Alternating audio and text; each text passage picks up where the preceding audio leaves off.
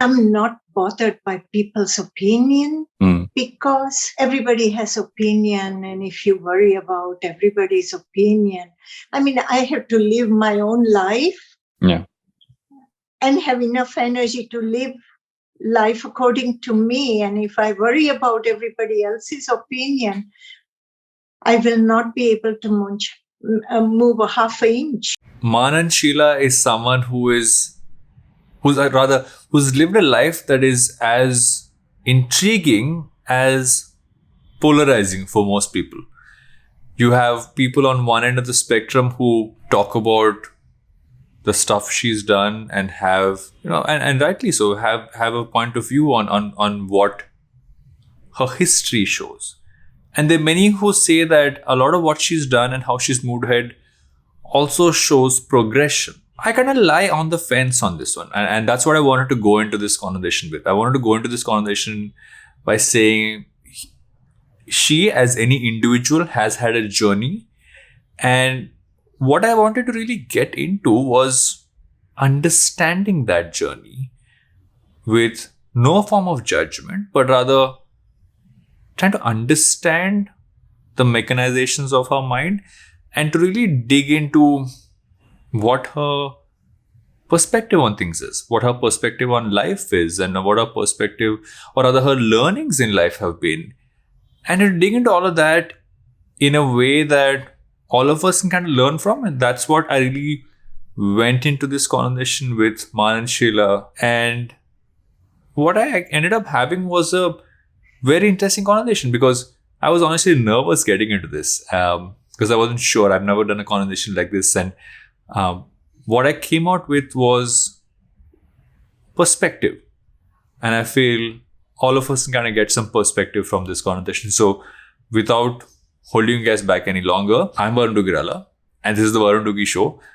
And we're just going to switch over to my conversation with Ma Anand Sheela.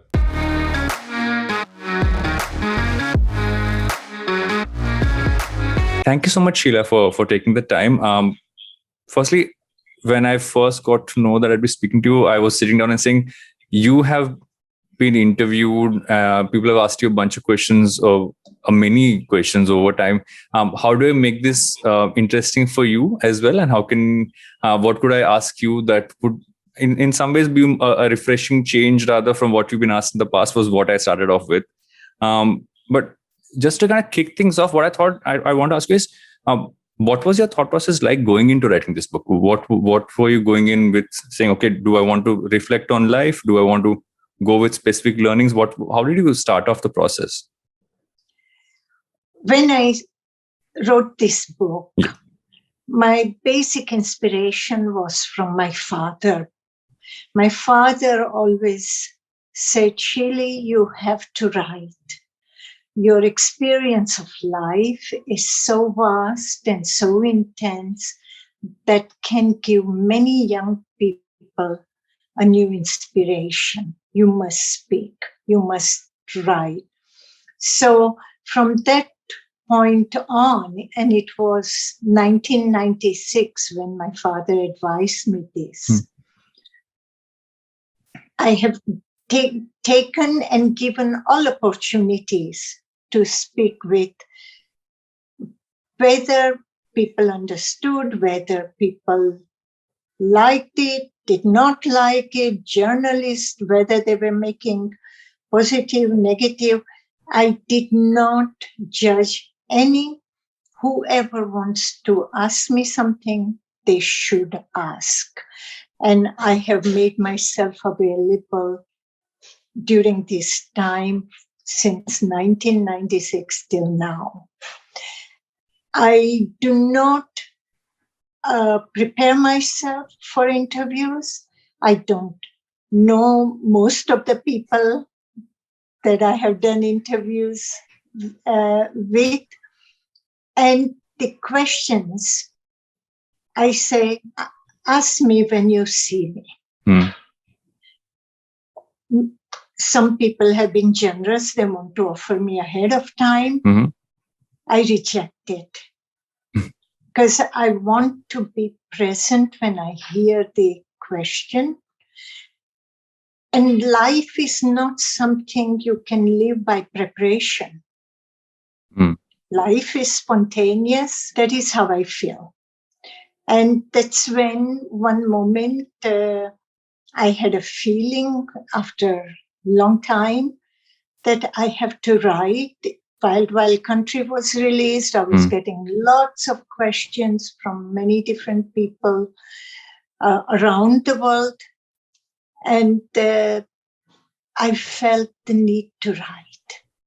And this way I can answer some of the things through the book, many ways, and reach many people because often people have the same questions. Yeah, one of the common threads I found through the book was your focus on resilience, right? Because you'd been through many experiences, and in many ways, because it's your journey post prison life and post you kind of moving on from what your earlier period was. Resilience kept coming up whenever I was taking notes. I was like, this is again, it's almost an underlying thread. What does being resilient mean to you? What does that aspect? Because it seems to be a core value of yours. Survival. Resilience comes from desire to survive. That is an instinct. It is intuition. When you live by your instinct, intuition is immediately there to support it. And when you live through intuition, I call intuition a sixth sense. Mm-hmm. People talk about third eye and fourth eye and fifth eye. No, for me, basic intuition is enough to live and understand life. There's this chapter which is called "This Too Shall Pass," and I'm going to pull that in here because in many ways, when we are faced with things in life, we've had experiences, there've been repercussions to it, and we have to move ahead. Oftentimes, the tendency most of us have is to kind of either sit down and mull over what has happened, really look at our situation right now and feel like, okay, I can't move ahead. But almost like This Too Shall Pass was an interesting chapter for me also, because I think it showcases how, from a mindset perspective, you can kind of say, okay, this is where I'm at, but I can actually it's not always going to be this way. But that does take a certain level of mental wiring. It does take a certain level of I would say, it requires a mindset to be able to actually, it's easy to say, but it's tougher to do. I'd love to hear your point of view on that. Well, this feeling of this too shall pass, when I would not understand a situation, the situation I landed in without my asking for it. And it was hard to digest. When you cannot digest, you don't find any logical answers, logical reasoning, then you have to come back to the basic understanding. In life, nothing is permanent. Everything is fluid. Everything is liquid. And it moves. It passes. And wise men, Buddha,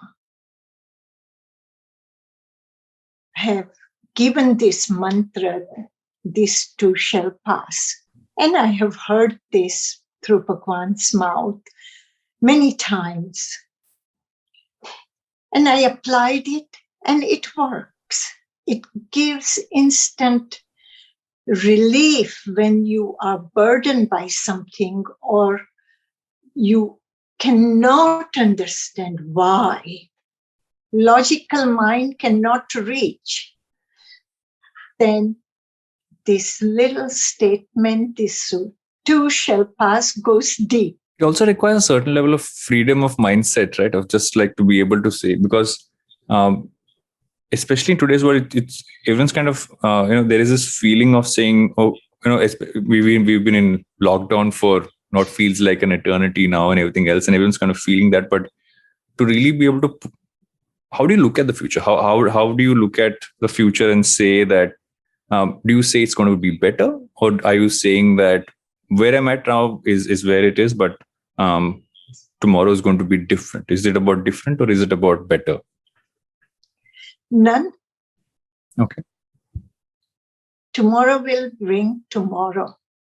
And we have no preview of it. We think we know what tomorrow will be by our appointments, etc., but it all can go out the window. So true. So for me, tomorrow, with the feeling of betterment, is a hope. And chances of disappointment are greater. So tomorrow comes, it will be again today. And that today I will come to know when it comes.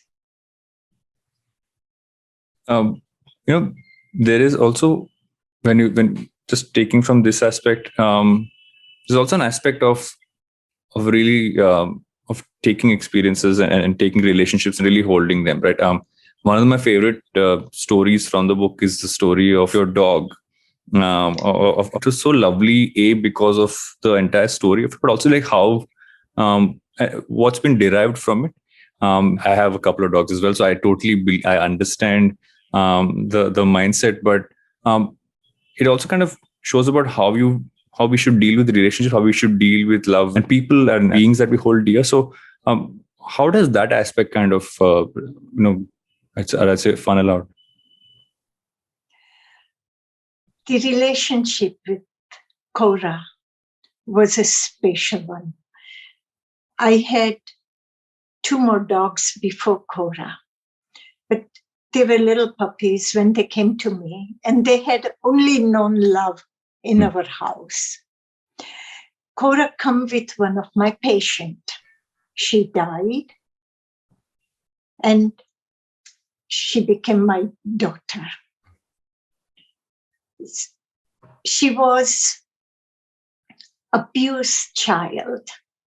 Her first 2.5 years must have been torture, because when she came, she walked on the wall, hugging the wall. Her tail was between her leg. Her whole body language was anxiety. And she had a massive anxiety of sticks. When we would go clean the floor and she saw the stick, she would be shaking. And this little baby of mine, after she came to us, her life changed. She started going out, walking with us. Then she herself has taken the role of protecting us. And she would sit there with pride, with her 2 legs in front of the group. And she would protect. This Cora was very special. And then in her old age, when she was around 12-year-olds, she had a tumor in her neck. Yeah. But not once she complained. Not once. She was such a graceful being. And tumor was growing. It was the size of a melon. And she had difficulty moving her head. But I don't understand when you don't talk to me. So you have to talk to me. You have to inform me when it is right time for you to go. And you know it, you will know it, and you will partake with me. And she did. She did. Believe me, she came. I was working. She came to me at my desk chair, and I petted her, and she could not stand up anymore. And she sat down. So I went on the floor and I sat down and started. And she told me with her feeling, it's the moment. And immediately I said, then that is the moment. Then I prepared the car. With my secretary, we drove to the doctor's last moment. She has taught me so many beautiful things. I missed my mama when I see Cora. I think that the relationship itself between both of you is so beautiful because obviously, like you said, she came into your life after having had a certain set of experiences and how she kind of figured a way to, I wouldn't even say adapt. I'd say at some point you reach a point in life when you can have a change because your environment has changed. Was there some parallel to, I mean, did you relate with her also because of the fact that you had been through a journey and then you had gone through change? Was that, you would say, one of the things that bonded you both together? No, but what I would say about it, that I was living like a hermit. And I'm a woman with a lot of feelings. And it was wonderful to have animals. Then there was also, I was not shy that or felt that they would anyway harm me. There is one part which I thought was very interesting. You used a term for yourself in the book, and I thought that was an interesting term because it's generally used in a negative sense. You said towards the end of the book, you refer to yourself as the eternal opportunist. That term is never used in a positive light, and you used it for yourself. I want to know what you meant by that, and how do you look at being an eternal optimist, as you call it, and how is that different from how people at large seem to perceive it? When you take life as an opportunity, there are no failures. And only an opportunist sees life as a winner. And I do feel I am a winner. I do feel I have taken all opportunities that came my way. I saw it as opportunity and understood it as opportunity, and I did not look back. Meaning, wherever there was a situation of learning, situation of clarity, I have gone boldly into a no. And that without thinking of security, without thinking of profiting. When you say opportunist is negative, that is the calculative opportunist. But true opportunist doesn't think of calculation. And I belong to that category. It's actually an interesting way to put it, because most times when we have opportunities ahead of us in life, many people hesitate from taking them up because they're worried about perceptions, worried about what people think, or about society and everything else. Those are things which in many ways, it's almost like you kept them away from entering your mindset of how you decide to do things. But how do you block out, especially in a world like we're in today, how do you block out all the noise, all the voices around, and still be able to look at things from a very straightforward and pure form? Intuition.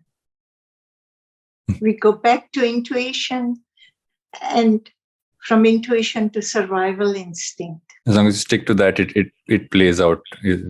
Right.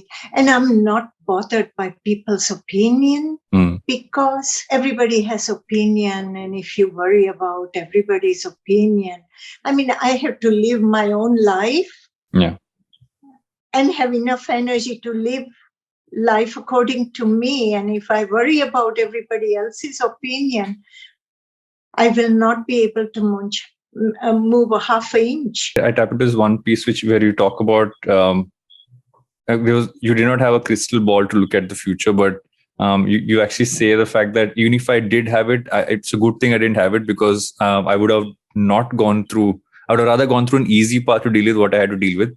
But you prefer having dealt with it the tougher way.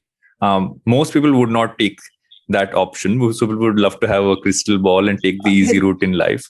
Why is the tougher part better? You learn a lot more. You learn a lot more. And learning was always important with my parents.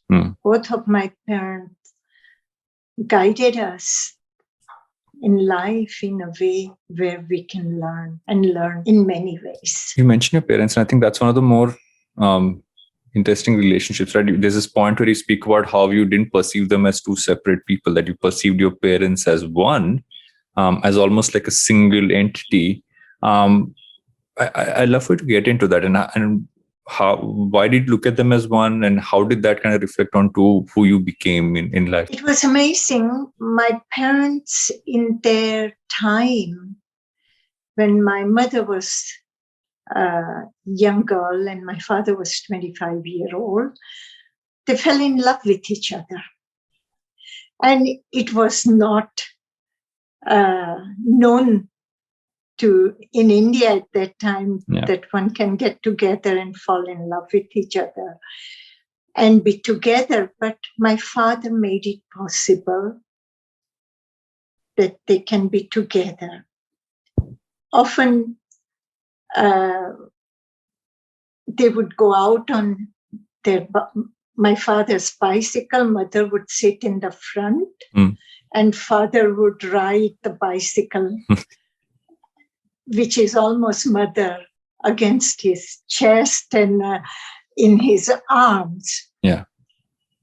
And people used to sort of gossip and talk about it. And my mother would feel shy, and my father would say, "Hey, I'm not going to have anything else but this to take you out on a ride." They can say what they want to. They can burn in their jealousy that they are not doing it. But I'm going to have full pleasure. And my mother took so much pleasure in my father's pleasure. And my father was a tiger protecting my mother. If any relative said something about my mother, they would say, "We don't need your relations." He was so clear, and their bond was so amazing. My mother is on a deathbed. Now, any minute she can go. And she asked me, "Is Bapuji coming?" I said, "I have sent my secretary to get Bapuji from home." "Do you have a comb for me, Sheila? He will see me like this." This is 84-year-old woman on a deathbed. And she's worried how she's going to look. What an expression of love. Also, what a connection. And that's what, for me, was amazing. And we don't write Bapuji alone, always Ba-Bapuji. I have a samadhi here in the entrance of my house for Baba Puji. And it says the same thing, Baba Puji. Most of us get our first set of values from our parents, and then and from there it grows into what our experiences give us, etc. What do you feel were the first set of those? Because you speak a lot about values through the book, right? Basically, the fact that your beliefs and your values are really what kind of define you. What beliefs and values did almost the starting point for you with your parents? What were they? I cannot tell you in those terms, but I know from little girl of 4 or 5 years old, I remember my father would talk about awareness, consciousness. My mother would talk about, don't worry when people gossip, ignore, don't take it personally, things like that, small things in a very simple language. My father, when he said awareness, consciousness, I did not understand a word then. But when I met Bhagwan and heard him speak of it, it instantly made sense what my father was talking about it. Instantly, they put emphasis on not to be afraid, not to be fearful, courage, go out, learn from every different culture, educate yourself, read. Even I have today habit, if I have nothing to read, and I'm in a car, I read billboards. I didn't know language when I was creating Vietnam, Matrusadan, and I had to set it up.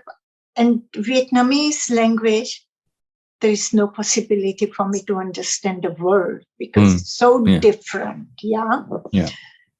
So I would look at the billboards and find 1 or 2 English words and put it together. And that's how I did the complete interior of my Vietnam Institute. Piece of paper, pen, I would draw up to communicate to the supplier, and reading billboards. You mentioned Bhagwan, and I think there's so much that has been written, created. There is so much content out there from multiple perspectives on your relationship, on your almost your combined as well as parallel journeys in that sense. When you were writing this, and obviously most times when you reflect on something that has passed, you'll have almost like newer pieces that kind of crop up. So when you're reflecting on and writing this, because this is you taking charge of your own narrative, and I believe that's one core part of what you also believe in, is that you need to have control of your own narrative as an individual. What were there pieces that kind of came back to you and said, okay, almost like what were your reflections like of your journey through that period with Bhagwan and everything else that happened? I have written about that in my first autobiography, Don't Kill Him, in detail. Now I write more conceptual. Because at this age, it's good to forget some things. You cannot carry the whole spectrum. So you have to pull out where the light shines on it, which part, and what is easily remembered. And these are the ways of my working with myself. I also wanted not to make a book unnecessarily lengthy by saying the same stories, repeating the same incidences again. Yeah. Because I would get bored with it. And if I get bored, that is the biggest danger. Then I won't touch it. Yeah. And I wanted to go till the end of the book myself. Which is what I actually, which was honestly what I was surprised by as well, is because, and I think in many ways pleasantly surprised, because it speaks about a lot of your story post the earlier book, and doesn't really try to recount a lot of those, but there are insights from those, like I said, shining a light on those pieces. And as you were saying that, I was thinking back on the fact that there's often this concept that as you get older, your tendency to look back at your past and reflect on those moments that mean a lot to you, or you have learned from, or I love the analogy of what the light reflects onto happen. Were there any moments that you've written about in this book that surprised you, that those were pieces that almost the light shone on, because which you didn't expect that to be a moment that you would write about, but were there moments which came to you when you were writing that you're like, okay, and I thought this would be an insightful point for me? No, I didn't think in those terms. Okay. When I was writing this book also, I had an injury on my vertebra. Yeah. I had 2 fractures, and I could not sit up too long to write. So pain was constant, and that's why pain must be endured. Yeah. You read for that as well. So was that? Sorry, go on. Go ahead. No, I think because pain's another point that comes up many times, right, in the book, and I just wanted to kind of extend what you were saying by even getting your perspective on pain. What's your perspective on pain? I know that comes up through the book, and you speak about multiple ways of dealing with pain, especially and actually across the board. How do you personally deal with it? I deal with it very simply. And there again, my father, mother become my gurus in that manner. My father lived 84 years old, and rarely he has gone to doctors. And when he would be suffering, we would hardly ever even know about it. My mother took care of him, and it was as if nothing has happened. Here, in a similar situation, I live among my residents, my patients, however way you want to call them. And I'm a house mother.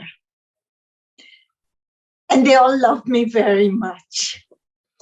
So when I hurt, they feel it. So I have to be very clever to be normal.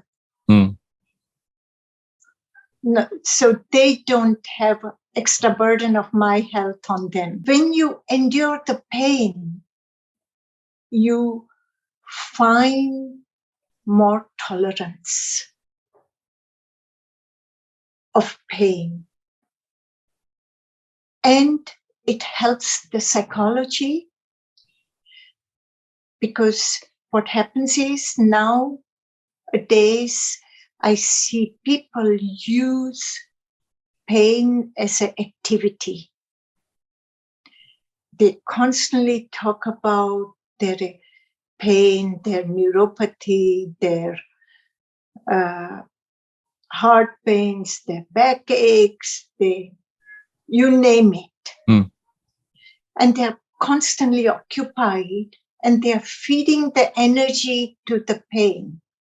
Instead of taking energy out of the pain, they're doing exactly opposite, and they are suffering with it. So and my patient copy me quite often. My behavior, they copy. And that's how come they become stable much quickly here. So if somebody falls and you pick them up and where does it? Oh, no, Sheila, that's what again, weight goes away. It's okay. And then they fall in line with normality. Yeah. So for me, pain is something very much important on a daily basis, especially people who are aging. I have a 4-year-old daughter, and I know for a fact that if we react when she falls, she seems to feel the pain a lot more. But if we don't react, she sees nobody's reacting to it. So half the time the pain is more in your head than what you're feeling. So as you're saying that, I'm like, I think at some point as you get older and when you're really young is I think when those, it's almost primed in that sense. But now I guess it's spread to everybody across the world. Right. In the foreword, there is this part which was written, which I think that was, I found that beautifully. Say that it says that this book shows you how it's important to turn off your mind and trust your inner voice. In many ways, it almost shows you your own truth. How does one connect with their inner voice? How does one connect to that voice inside? Because there is so many other voices. How do you connect with your inner voice? How do you kind of look at it from that sense? Intuition. Your gut feeling tells you what is correct. And I see it also, it functions with my residents. Most of my residents have voices they hear. They see images because I deal with severe schizophrenia patients here. Yet, they're very intuitive. And their intuitive brings them the survival instinct. And they know. So when the voices are at a point of breaking them, suddenly their intuition will call. And intuition takes them to the trust they have in me or people around my team. And they call one of them. Just, they use the name. Sheila comes through. And Sheila goes and talks to them. And you pull them out of their voices, their fantasy, what they were saying. And it is so important to be there when they need. And that's where my intuition comes in play. And both intuition, when they connect, then you have a good connection of trust. There is this one line which was that we speak about being grateful for existence. And most times that's something which most people don't necessarily, we oftentimes not grateful for our existence. We often have issues with how we exist around us. How do you come to that point of, and I think that connects to the title of the book for me in many ways, is that, when it's by your own rules, then you can be grateful for your existence. But I'd love to know what you mean by being, and what does that mean to you? For me, I feel within me that I am protected, I'm guided. This guidance, this protection comes from loved ones in a form of wherever this love energy comes from. I don't know, and I'm trying to explain. So I give it a term of existence, which is fairly neutral term. Or I could say nature. Call it whatever you want to call it. I can call it Cora. And it comes from there, wanting to be grateful for offering me this beautiful, wonderful life that I have lived up till now. And I know for sure that my end will be just as beautiful and graceful whenever it comes. And this gratefulness is constantly present. I actually want to close off our conversation with the question, which I always find it interesting to ask authors. This is that if I was someone who wants to pick up a book and read it, what can I expect to learn from it? I think that's a question a lot of people ask before they pick up a book. So, what can, if you have to compress all of that together into one response, what could people expect to get from it? If you expect something from it, I'm certain that you will be disappointed. So if you're going to read my book by my own rules, then read it without purpose, without desiring to attain anything. Read it, what does this mad woman write again? Let me check it out of curiosity. And if you don't have curiosity, say, I know this face somewhere. Where do I know it? Let me see what's in it. So read it without purpose. And if you walk away feeling good, then purpose has been solved. That is by far one of the most interesting responses to that question that I could have expected. But thank you so much for taking the time and for having this conversation. I've enjoyed many parts of your book. I found it very interesting at many levels. And thank you for coming on the show. Thank you to your viewers. This is the book. It has a colorful jacket. And there are many colorful stories inside. I can attest to that as well, that there are many colorful stories inside for sure. Thank you so much.